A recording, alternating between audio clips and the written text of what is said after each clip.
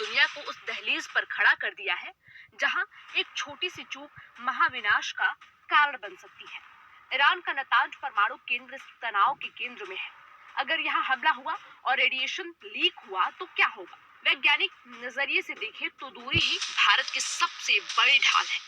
Iran के परमाणु केंद्रों से भारत की पश्चिमी सीमा की दूरी करीब 2000 से 2500 किलोमीटर है। एटॉमिक साइंस के मुताबिक बात करें तो जब कोई धमाका होता है तो सबसे भारी और जानलेवा रेडियो एक्टिव कण कुछ 100 किलोमीटर के दायरे में ही जमीन पर गिरते हैं। भारत तक पहुंचते पहुंचते इन कणों की इंटेंसिटी इतनी कम हो जाएगी कि तत्काल रेडिएशन सिकनेस का खतरा न के बराबर होगा। लेकिन असली खतरा एटमॉस्फेरिक फ्लो यानी कि वायुमंडलीय प्रवाह में छुपा है।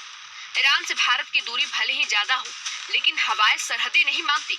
अगर ईरान में धमाका होता है और हवा का रुख पश्चिम से पूर्व की तरफ रहता है तो परमाणु कणों से लदे बादल 48 से 72 घंटों के भीतर भारतीय वायुमंडल में प्रवेश कर सकते हैं।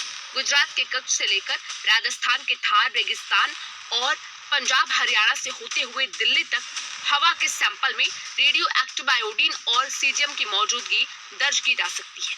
ये जानलेवा तो नहीं होगा, लेकिन लंबी अवधि में कैंसर और पर्यावरण प्रदूषण पर बड़ा खतरा बन सकता है। भारत तो दूर है, लेकिन ईरान के पड़ोसियों के लिए ये कयामत जैसा होगा। इराक, तुर्की, अफगानिस्तान और पाकिस्तान जैसे देश उस डेथ जोन में होंगे जहां रेडियो धर्मी धूल सीधे इंसानी बस्तियों को खंडहर बना सकती है। यहाँ की हवा, पानी और मिट्टी दशकों के लिए जहरीली हो जाएगी। खतरा केवल हवा में नहीं, पानी में भी है। ईरान के बूशहर जैसे तटीय परमाणु रिएक्टरों पर हमला हुआ तो फारस की खाड़ी का पानी रेडियो एक्टिव हो जाएगा। समुद्री लहरें इस जहर को लेकर अरब सागर के जरिए भारत के पश्चिमी तटों, मुंबई और गोवा तक पहुंच सकती है। इससे न केवल समुद्री जीव खत्म होंगे, बल्कि समुद्री व्यापार और पेयजल व्यवस्था भी चरमरा जाएगी।